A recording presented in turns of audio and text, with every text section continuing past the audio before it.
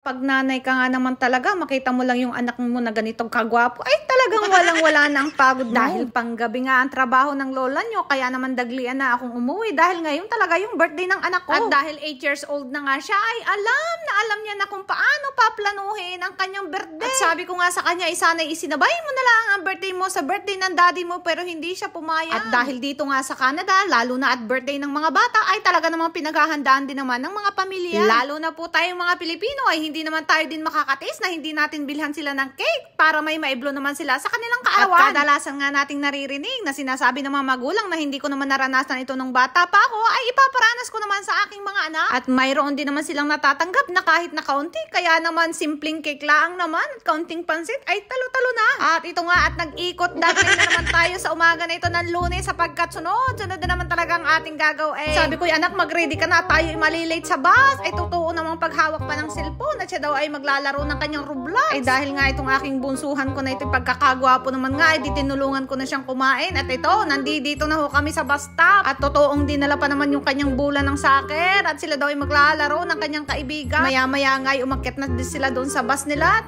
talaga namang makikita ninyo ay komportable ang mga bata. Nakaka-relate din naman yung mga nanay na talaga namang paghatid ng mga anak nila sa eskwelahan o kaya sa bus stop ay free time na natin. At ilang oras na nga lamang hinintay ko na yung aking in-order na cake kay Weng Carlos. Weng Carlos, baka naman. At dahil diyan ay pinatuloy naman natin si kuya para naman dire-diretso na talaga yung kanyang delivery. Char!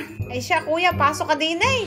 Tayo muna magkape. Isama mo si ate. Pero talaga naman ang cake na gawa na ito ni Weng, laging perfect. Talaga naman. Nakakailang na din akong order din kay Weng Carlos. Weng Carlos, baka naman. Ay di noon nga humapon ay sinundo ko na yung aking mga anak at rin namang makakasama niya sa birthday party mamaya na kapitbahay ay sinalubong pa yung aking anak doon. Ang birthday party na ito ay sa swimming pool, kaya naman diretso na agad kami with parent consent. Ayan, dito na kami sa pool. And after nga nito ay uuwi pa kami sa bahay at doon naman daw siya magbublow ng kanyang candle. Ayun na. Man nga itong aking anak na ito ay hindi talaga papayag hanggat yung kanyang best friend na si Bragon and Bragan ay hindi attend ng kanyang birthday. Ito na nga at nakauwi na kami. So panagulaang naman pizza at saka cake lang naman yung kanyang handa. At syempre may kaunti din namang inumin na Diyos. Ruwari ko bagay talagang gutom na gutom talaga itong aking may bunsuhan na ito. Talaga namang excited na din nga. At finally, makakapag-blow na siya ng kanyang candle. Syempre, thank you naman kay Benz. Halos anak-anak na niya talaga si Jam. At si Jam ay nakikinig din talaga kay Benz. Sapagkat sila talaga yung una naming nakasama sa gawain. Kaya naman nagkaroon na talaga sila ng banding. Lalo na nga sa Sunday School ay talaga naman hindi po pwede na hindi sila laging magkasunod. Kahit saan pumunta yung isa ay nandoon din yung isa. Kakatuwa silang tingnan, diba? Kaya nga ang sabi ng Matthew 19:14,